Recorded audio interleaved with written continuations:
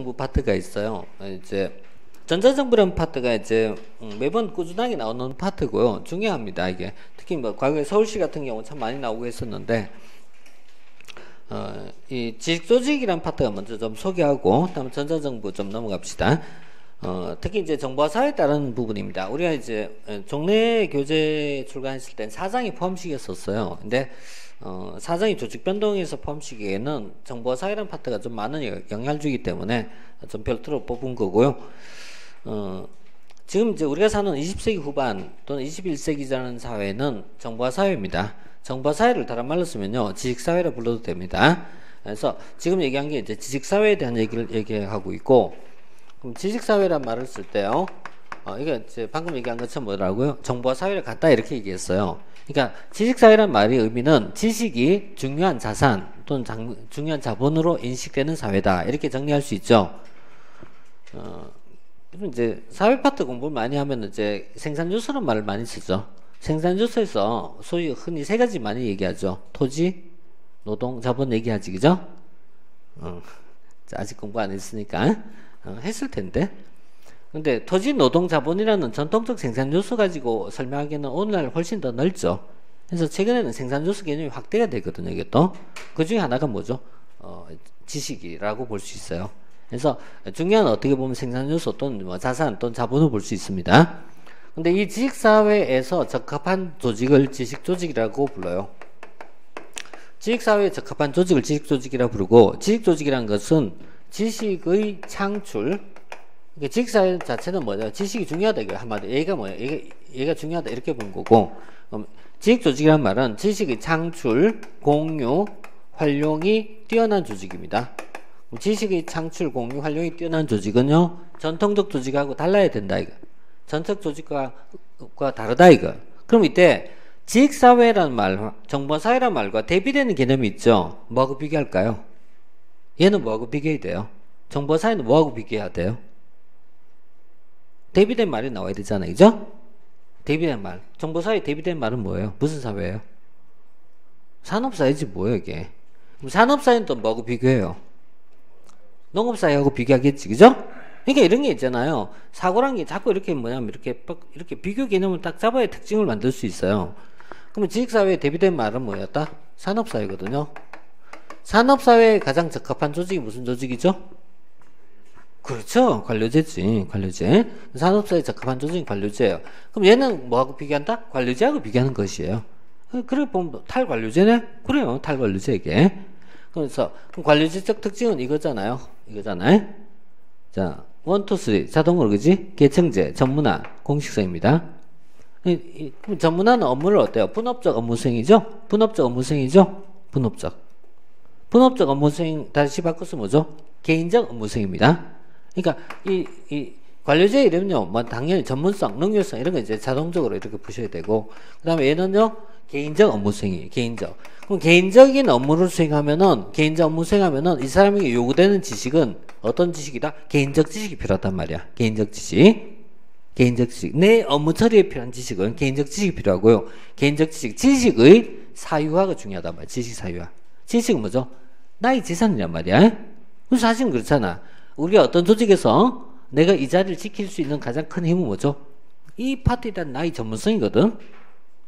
공무원이 달리 뭐 힘이 있나? 공무원 무슨 힘이 있나? 하지만 나는 뭐 어때요? 이 파트에 대해서 내가 전문성이 있단 말이야. 이게 나의 무기잖아.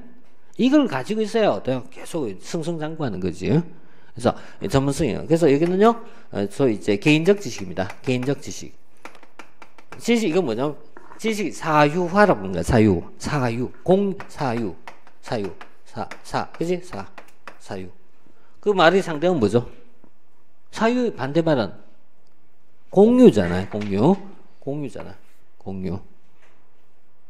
대조적 개념 잡으면 아주 쉬워요, 이게. 그럼 지식이 공유하기 위해서는요, 조직 구성 간에 있잖아요. 얘와 얘가 따로 놀아야 돼요? 협력해야 돼요? 협력해야 되잖아요? 지식 공유. 이런 조직은 관료제에서 못 만든단 말이에요. 이게 제일 좋은 조직은 뭔데? 팀 조직 이런 거잖아. 팀 조직 구성 간에 어때요? 협력이잖아. 축구할 때 혼자서 단독 드리블해서 못 몰고 하잖아. 항상 어때요? 패스하면서 협력해야 될 거 아니에요? 이게 뭐예요? 팀이잖아요. 팀. 그래서 여기는 관료제가 다른 특성이 나온다 이런 얘기예요. 그래서 그러면 지식 조직 어떤 게 있다? 그 다음 자연스럽게 팀 조직, 네트워크 조직, 다음에 또 학습 조직 이런 식이란 말이에요. 그래서 이렇게 대조하는 개념을 정리해주면 돼요. 별거 아니에요 이게. 자, 오른쪽 표 보세요. 자, 오른쪽 페이지에 표에 보면은 기존의 행정관리와 지식행정관리의 차이점이 있죠. 여기 보면 지식이 개인 사유화로 돼 있죠. 사유화의 상대어는 방금 뭐라고? 공유, 공동재산이란 말이에요. 공동재산화, 공동재산. 사유재산이 아닙니다. 공동재산입니다. 자, 계층제가 아니고요. 학습조직입니다. 학습조직이 지식조직 중에 가장 대표입니다. 자, 그 다음에 지식 유형을 넘어갈게요. 그럼 여기서 우리가 지식이라는 말을 썼어요. 이 지식은 뭘까? 이 지식은 뭘까? 이 지식은 뭘까? 이걸 이제 knowledge예요. knowledge. 지식이란 뭘까? 이 지식이란 우리가 어떤 이제 학계에서 말하는 그런 지식이 아닙니다. 이 지식은요, 조직이 필요로 하는 지식이에요. 다시 얘기하면 업무 수행에 필요한 지식이에요. 업무 수행에 필요한 지식. 이때 지식에는 업무 수행에 필요한 지식입니다. 일할 때 필요한 지식입니다. 제조 공장이면은 물건을 만드는 방법이 중요한 거고, 그죠? 아니면 영업 파트라면 영업을 어떻게 뚫을까? 해외 파트에 나가면 어때요? 해외에서, 그지? 필요한 지식. 그러니까 우리가 해외를 갔을 때 바이어를 상대하거나 또는 셀러 역할을 하거나 할 때 이런 것이 되겠죠. 자, 이런 지식을 얘기하고 있고 그 지식이란 부분을 이제 우리는 이제 전통적으로 두 가지로 나눠서 봅니다. 암묵지와 형식지란 말 써요. 이 지식이란 말에는 두 가지가 있단 말이에요. 형식지, 문서화된 지식이에요. 형식지란 말은 문서화된 지식, 매뉴얼화된 지식, 공식적 지식 이런 걸 얘기해요. 흔히 교본이라든지 이런 걸 얘기해요. 매뉴얼 이런 거. 그런데 암묵지란 말은 묵시적 지식이거나 또는 매뉴얼화 되지 않은 많은 지식들, 예를 들어서 업무 처리할 때 필요한 것을 이제 노하우라고 부르죠. 노하우 또는 개인 경험 이런 거. 개인적 경험을 바탕으로 노하우가 있잖아요. 이런 거 중요하잖아요. 책에 다 쓸 수 없잖아요. 어떻게 다 써요, 이걸? 그죠? 그래서 예를 들어 아랍 사람을 만날 때는 이렇게 해라. 이거 다 다를 거 아니겠어요? 유럽 사람 만날 때 어떻게 해라 이런 거지? 또 중동 사람 만나면서 왼손으로 이렇게 머리 쓰다듬었다. 나중에 손 잘릴 수 있어. 조심해야 된단 말이야. 이런 거 우리가 이제 알아야 될 지식이잖아요. 이런 부분을 얘기하는데 그럼 과거에는 어떤 걸 중시했을까? 전통적으로는 이걸 과거에 중시했단 말이에요. 과거에는 이걸 중시했어요. 근데 최근에 뭘 중시하자?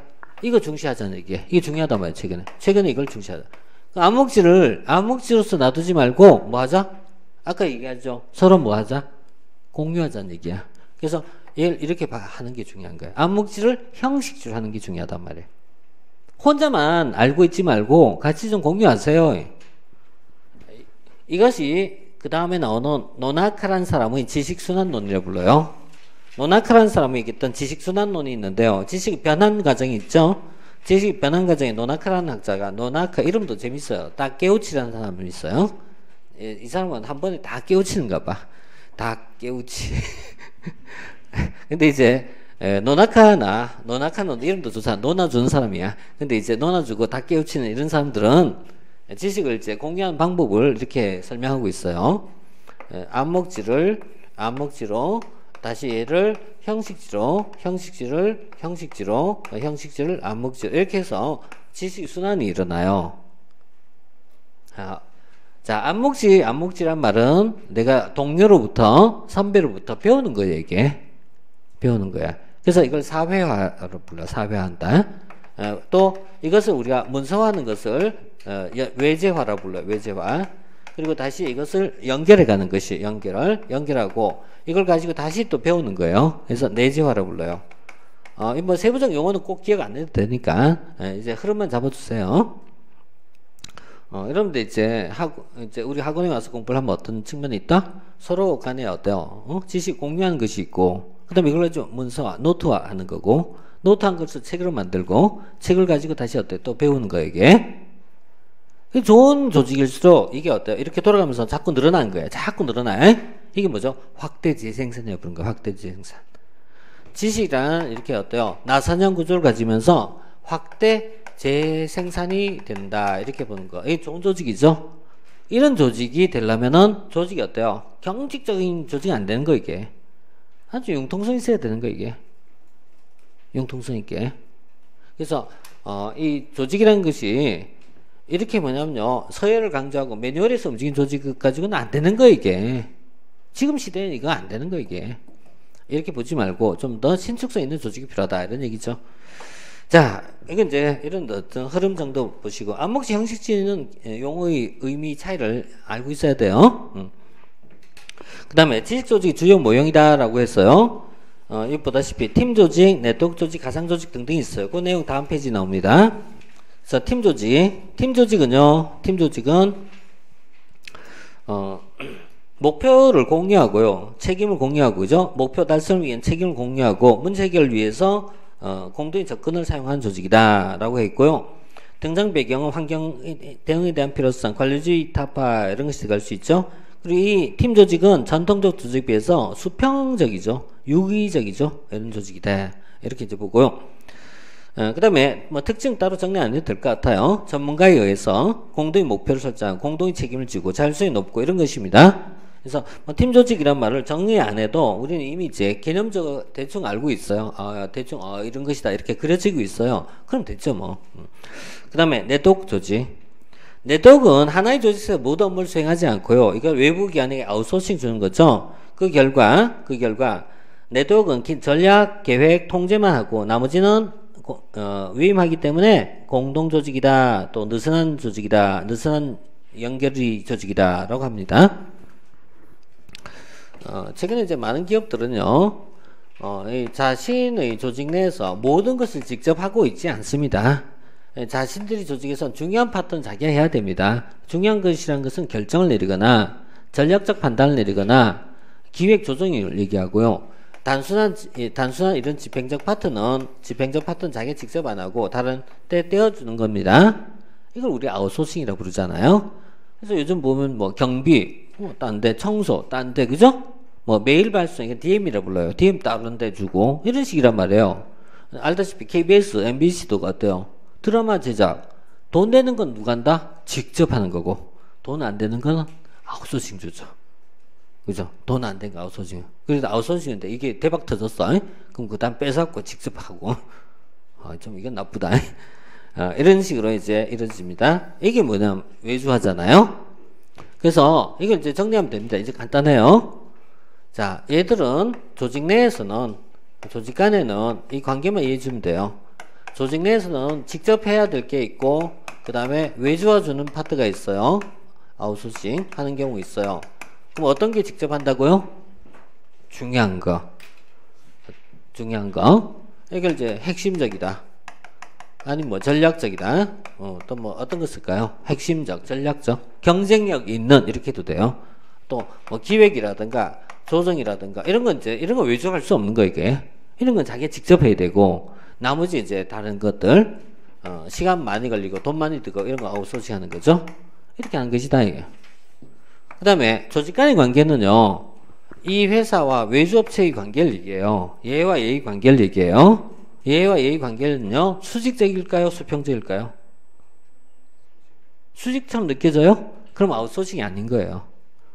아웃소싱은 그건 있잖아. 그거는 어때요? 하청 업체를 얘기한 거예요. 이건 하청이 아니야. 왜? 얘는 또 다른 업체에 또 외주 받고 있거든요.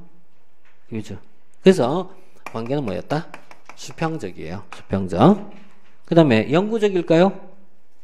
아니야. 임시적이에요. 또 관계는 자율적입니다. 강한 결합이 아니라 느슨한 결합 이렇게 보는 거죠.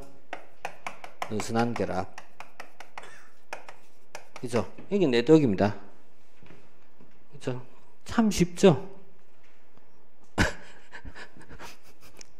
참 쉽죠?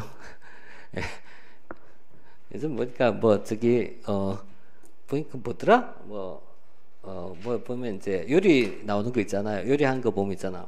참 쉽죠? 하면서 있잖아요. 뚝딱뚝딱. 직접 안 되는데, 그지? 참 쉽죠? 이래서 우리 행정에 나오는 말들은 자꾸 상상력을 좀 발동하세요. 상상력. 소재를 내가 자꾸 주잖아요. 소재를 상상력을 통해서 개념을 완성하시란 말이에요. 외울 것도 있고 상상력이 필요한 파트도 있고 그래요. 자, 네트워크입니다. 네트워크이고 네트워크. 삼성 컴퓨터는 어디서 만들죠? 우리나라에서 만들어요? 노트북을? 아니지, 그죠? 중국에서 많이 만들었죠? 요즘 또 중국이 아니라 베트남으로 많이 넘어갔어요. 왜? 국내보다 싸니까요. 이건 국제간 외주화잖아. 그죠? 국제간 외주화잖아. 자, 그 다음에 가상조직이 있어요. 가상조직은 뭐 쉽게 얘기하면 뭐였냐면요. 가상조직은 사이버 조직입니다. 사이버 조직으로서 인터넷 쇼핑업체 이렇게 이해하면 돼요. 인터넷 쇼핑업체 많잖아요. 회사 뭐 집에 차려도 됩니다. 공간도 필요 없습니다. 컴퓨터 한 대만 있으면 됩니다. 광고만 잘하면 됩니다. 연결하는 거죠. 연결만 해주면 되잖아요. 이게 가상조직입니다. 그래서 가상조직의 핵심 중요한 게 뭐죠? 신뢰입니다. 중간에 있잖아요. 돈만 들고 도망가면 안 되죠. 그래서 신뢰, 또 뭐죠? 의사소통 이런 것입니다. 네 번째 있나? 가상조직 토대는 의사소통과 신뢰다 이렇게 돼 있죠. 자, 그 다음에 학습조직. 학습조직은 다음 페이지 볼까요? 특징. 학습조직은 동그라미 1, 2 이게 중요한데, 자, 지식의 창출, 공유, 활용이 뛰어난 조직이고요. 문제 해결입니다. 문제 해결. 그래서 이걸 위해서 학습과 시행착오를 허용하는 조직을 학습조직이라 부르고요. 그 다음에 학습조직 특징 중에 보면은 구성원의 권한 강화, 개인의 권한 강화를 강조합니다. 그런데 더 중요한 거는 전체의 문화가 중시됩니다. 그래서 학습조직은요, 개인도 중요하지만 또 하나는 전체가 중요합니다. 전체, 조직 전체를 중시합니다. 이 학습조직이 가장 부합한 조직을 미들업 다운 관리를 얘기하는 하이퍼텍스트입니다. 하이퍼텍스트. 그래서 미들업 다운 관리란 말 써요. 이 말은 이제 조직에서 이 허리가 중요하다라고 본 거예요. 허리. 이 사람은 미들입니다. 미들은 중간 관리층인데 이 사람은 위로도 아래도 연결되거든요. 그래서 미들업 다운 관리입니다. 미들업 다운 관리. 미들업 다운 관리 강조하고요. 이것이 가장 좋은 조직을 하이퍼텍스트라고 불러요. 그 다음에 생기란 사람이 제5의 수련이다 라고 해서 생기란 사람이 5가지 학습 조직을 위한 어떤 있잖아요. 뭐 계율 이런 걸 얘기를 해요. 근데 뭐 계율로 하긴 너무 거창한 것 같아요. 그래서 뭐 계율까지는 좀 그렇고 그죠? 뭐 일단 나름대로 중요하다고 한 5가지를 언급하고 있어요. 근데 뭐 이 사람은 생기가 중요한 거고 우리는 이제 뭐 그냥 그런 거구나. 자기 완성, 뭐 멘털 이런 것도 있죠. 멘탈. 멘탈은 참 한동안 유행했죠. 멘탈이 강화해야 된다. 멘탈, 그죠? 멘탈, 사고의 틀 이런 거. 그 다음에 전체란 말을 중시 항상 공동의 비전이라든가, 그죠? 또는요 시스템, 집단적 전부 전체란 말이 중시되죠. 그러니까 흐름 속에 나오는 표현이 뭐죠? 전체의 중시란 개념이에요. 자, 그 다음에 하이퍼텍스트 합시다. 하이퍼텍스트를 알기 위해서는 관료제와 팀이라는 개념에 대한 것을 다시 한번 생각해 봐요. 관료제가 좋을까요? 팀 조직이 좋을까요? 두 개 다 이렇게 얘기하고 싶죠. 맞아, 이게 5번 맞아요. 네. 관료제의 장점이 능률성, 전문성이에요. 팀 조직의 장점은요, 창의성이에요. 두 개를 묶어보자. 이걸 하이퍼텍스트라고 부릅니다. 자, 하이퍼텍스트의 특징은 관료제의 장점과 팀 조직의 장점을 묶어봅시다. 이런 얘기예요. 묶어봅시다. 자, 하이퍼텍스트 이 정도 합시다. 그 다음 넘어갈게요. 참고에 있는 내용이 있어요. 안 봐도 돼요. 확 빼버려요, 그냥. 뭐 세계층 이렇게 나와 있어요. 필요 없어요. 그 다음에 기타 지식 조직이 있어요. 자생 조직, 연성 조직 뭐 이런 내용도요. 그냥 이제 재미로 보면 돼요. 근데 삼렵이란 말이 있어요. 삼렵 조직. 삼렵은 EP 하나 둘 세 개라고 해서 삼렵이라 불러요. 조직이 복잡한 가지를 갖고 있는 게 아니고요. 아주 간소화시킨 거예요. 그래서 여기는 핵심적 근로자, 외주업체, 또 이제 또 하나 이제 계약직 근로자 같이 임시 종사자. 오늘날 많은 기업들이 정규직이 축소됩니다. 정규직을 최소화시키고 다 뭘로 바꾸죠? 비정규직입니다. 이게 이걸 이제 삼렵이라 부릅니다. 그래서 조직이 간소화시킨 것을 얘기합니다. 조직 입장에서는 대단히 바람직합니다. 그 반대쪽에 있는 사람은 대단히 불안합니다. 그죠? 이게 오늘 우리 현실입니다. 자, 이렇게 보고요. 기타 뒤에 가면 참 여러 조직이 있네요. 참 재미나요, 그죠? 공동조직, 꽃송이 조직, 상승, 프로세스, 역피라미드, 심포니, 오케스트라, 재즈밴드, 홀로그램형 조직. 참 이렇게 아름다운 조직이 많이 있습니다. 그 정도 하시고요. 그 다음에 이제 행정정보화 갑시다.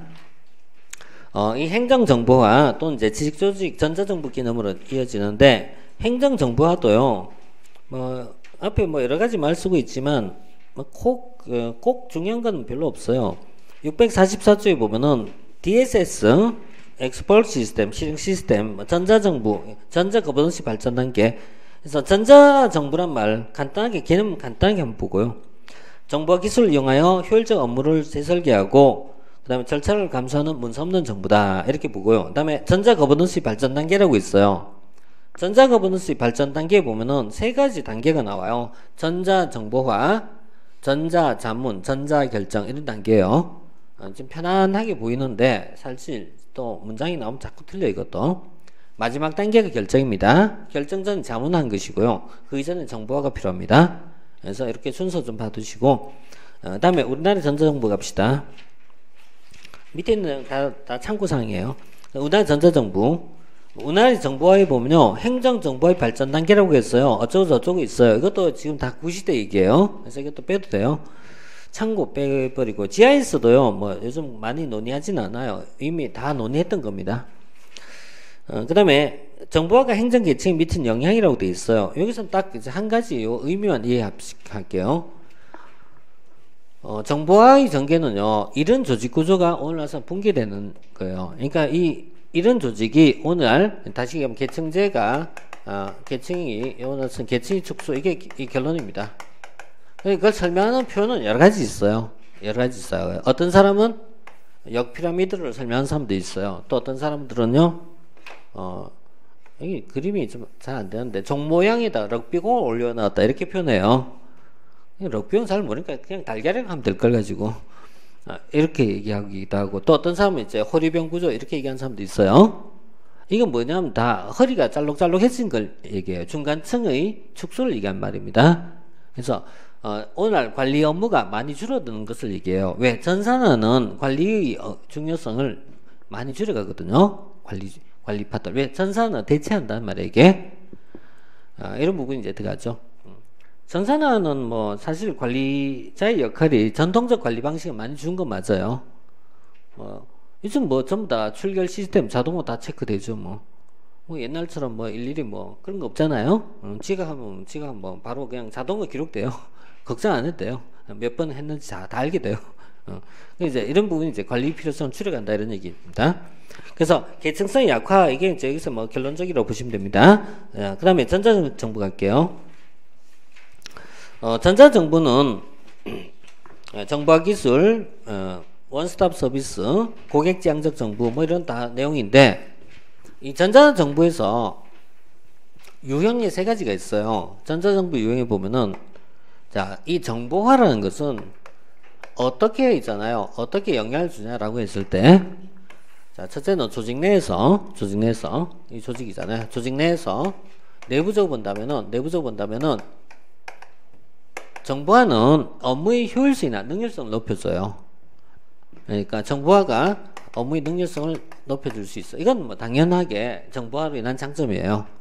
손으로 것보다는 컴퓨터가 빠르죠, 당연히 빠르고요. 두 번째는요, 이건 내부적 측면이고요. 두 번째는 외부적 측면에서요. 정보화가 전개됨에 따라 고객에게 서비스가 아주 시원하게 빨리 이루어집니다. 이것을 서비스형 정부로 부릅니다. 그래서 첫째는 능률형 전자정부, 두 번째는요 서비스형 전자정부 이렇게 표현해요. 서비스형 전자정부. 여러분들 이건 다 이용했습니다. 온라인 시스템을 통해서 주민등록 등본 초본 발급하고 이런 건 쉽잖아요. 24시간 서비스 제공하고 이런 것이고요. 그 다음에 더 나아가서 시민의 참여까지 허용하자 이런 얘기예요. 이것을 민주형이라 부를 수 있죠. 또는 뭐 참여형 전자정부. 그래서 전자정부의 모델을 이렇게 세 가지로 제시하네요. 자, 첫 번째는 내부적 능률성이 제고고, 두 번째는요 고객지향적 행정을 가져오고요. 더 나아가서 민주형 전자정부. 그래서 전자정부 이제 유형 또는 발전이라고 보시면 되겠죠. 이거 우리가 이론하고 매칭하면 얘는 뭘까요? 신공공관리론적 패러다임이 들어오죠. 이쪽은요 뉴 거버넌스 패러다임이 들어오죠. 뭐 이런 내용이 이제 포함됩니다. 자, 그 다음에 전자정부의 특징, 기본 구조는 뭐 읽어보면 될 것 같아요. G2B는 이런 거 읽어보면 되겠고, 그 다음에 전자정부의 특징, 고객지향, 그 다음에 뭐 행정의 투명성, 뭐 좋습니다. 그 다음에 업무 재설계, 이것도 별도로 안 봐도 돼요. 우리 앞에서 BPR 공부했죠. BPR을 행정에 적용하면은 행정과정 재설계로 부를 뿐입니다. 자, 그 다음에 우리나라의 전자정부. 자, 우리나라의 전자정부에서요. 그 다음에 그 다음 두 번째, 행정자치부 장관은 650조. 자, 행정자치부 장관은 지원할 수 있다라고 되어 있죠. 그래서 현재 우리나라에서는 전자정부에 있잖아요. 주무부서는 행정자치부입니다. 그 다음에 정부와 책임관이 있고요. 전자정부의 원칙이 있습니다. 전자정부의 원칙 한번 읽어볼게요. 자, 전자정부 행정기관 등은 그 다음에 기업, 대민 서비스 전자와 국민 편의 증대. 자, 뭐 체크에 대한 국민 편의 편익인가? 국민 편익의 증진. 요거 체크해봐요. 국민 편익 가장 밑에 있죠. 국민 편익. 자, 국민 편익 650조 밑에서 기억이 있잖아요. 기억, 국민 편익. 누구 편익이 아니고요? 행정 편익이 아닙니다. 행정 편익을 가면 행정 편의주의가 되는 거예요. 이렇게 하지 말고 국민 편익을 높여라 이런 얘기예요. 그 다음에 두 번째, 표에서 정리해도 되고 뭐 기억니언도 정리해도 돼요. 네, 두 번째요, 시스템 안전성 신뢰성입니다. 시스템 안전성 신뢰성. 그 다음에 공동이용 확대. 그 다음에 중복 투자 방지. 그 다음에 정보기술 아키텍처 이런 말이 있어요. 정보기술 아키텍처.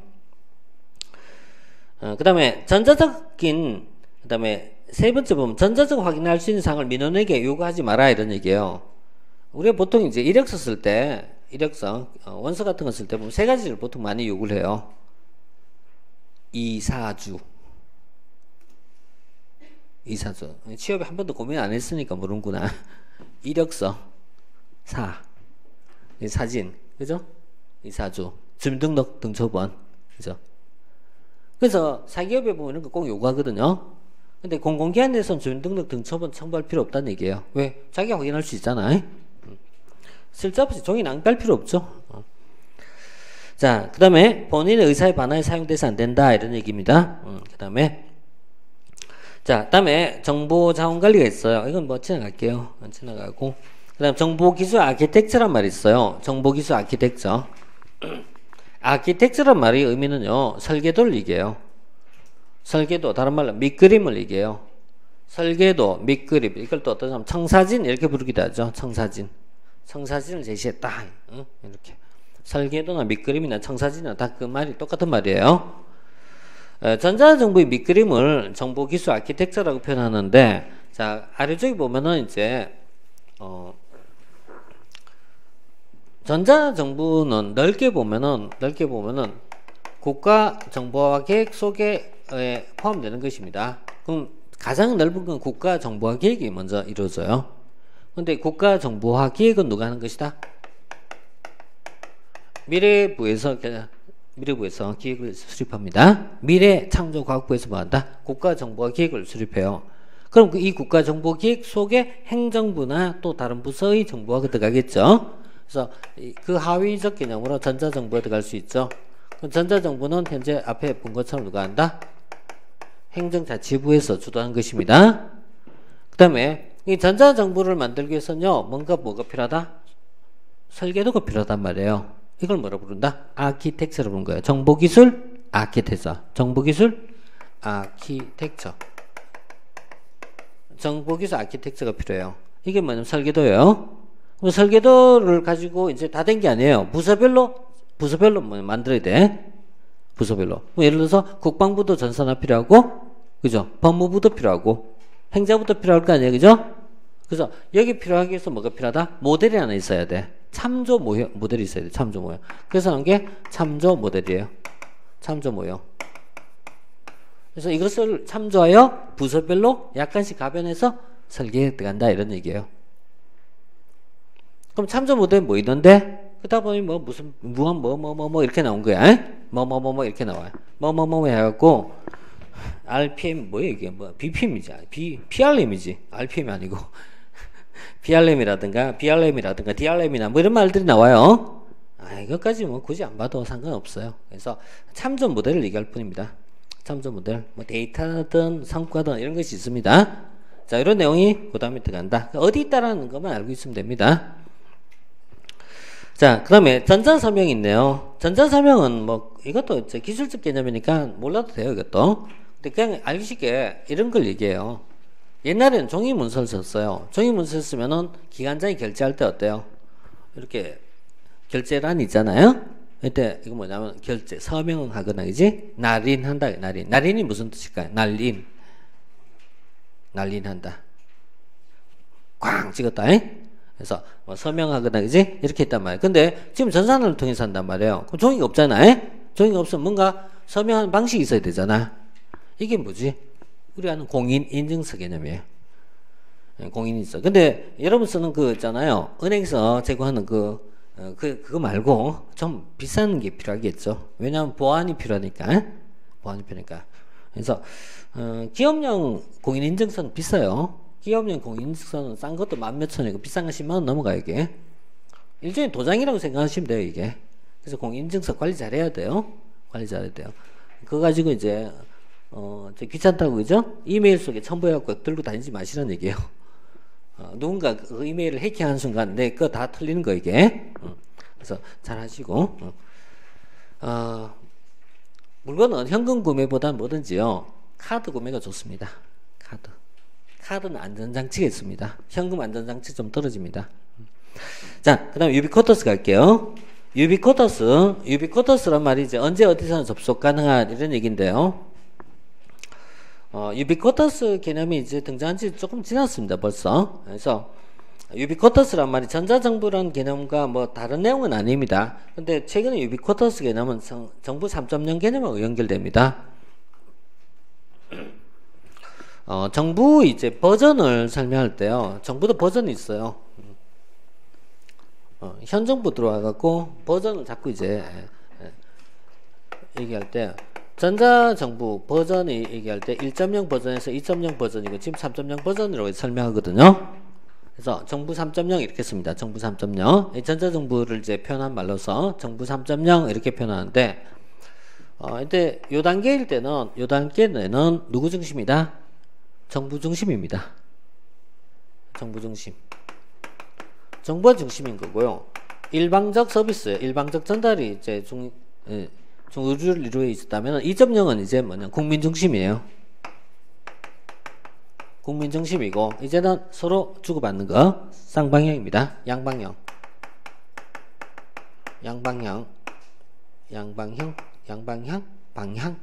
양방향이 맞겠다 그죠? 양방향 서비스예요. 그러면서 강조한 게 뭐냐면 신속한 서비스예요. 신속한 서비스. 빠르게. 그래서 이걸 위한 여러 가지 기술이 필요하죠. 그래서 초고속 정보통신망 이런 거 필요하죠. 근데 지금 3.0은요. 국민 중심이라는 개념은 사실 포괄적 개념이에요. 너무 넓어요. 이제 뭐죠? 국민 개개인 중심입니다.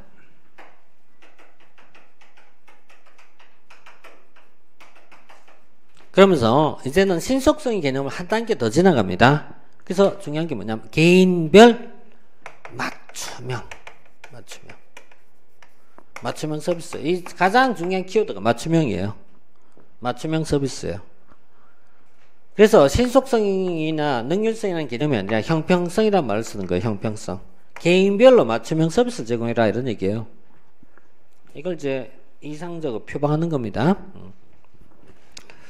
자, 지금 본 것이 이제 정부 3.0입니다. 정부 3.0. 자, 이렇게 이제 정부 3.0 개념이 유비쿼터스 개념이라고 보시면 돼요. 자, 다음에 정부 3.0의 기본 방향이라고 있죠.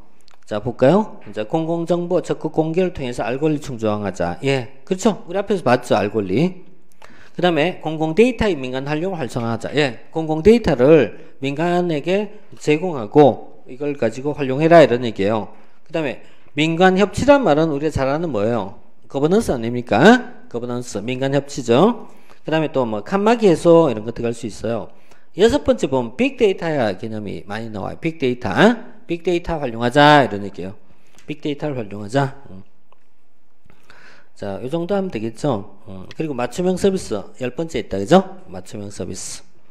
자, 이게 이제 정부 3.0의 방향이고요. 자, 그리고 이제 마지막으로 전자정부 행정활동이라고 해갖고요. 우리 이제 앞에서 봤던 거 세 가지 다시 나옵니다. 자, 첫 번째 뭐죠? 농률형 정부. 두 번째 서비스형. 세 번째 민주형. 이렇게 들어가죠. 그럼 이제 농률형 정부를 위해서 여러 가지 방법이 필요한데 그 중에 하나가 EDI라는 개념이 나와요. EDI. EDI란 말이 전자문서교환을 얘기해요. 전자문서교환을 하기 위해서는요. 뭔가 필요한 부분이 따라가요. 이게 바로 저 포맷이 있어야 돼요. 포맷을 만들어야 돼요. 그래서 포맷이란 말은 표준화된 문서 형식입니다. 표준화된 문서 형식. 왜냐하면 이건 좀 기술적인데 컴퓨터 안에서 자료를 교환하려면은 서로 간에 뭐냐면 코드가 같아야 돼요. 코드를 갖추기 위해서 만든 것이 포맷이에요. 포맷이 같아야지 되겠죠. 자, 그 다음에 서비스형 전자정부 중에서 자, 두 번째 보면은 전자민원 처리, 이른바 사이버 민원 행정. 이거 여러분 다 사용할 수 있습니다. 인터넷 들어가고 주민등록 치면 뭐 밑에 쭉 뜹니다.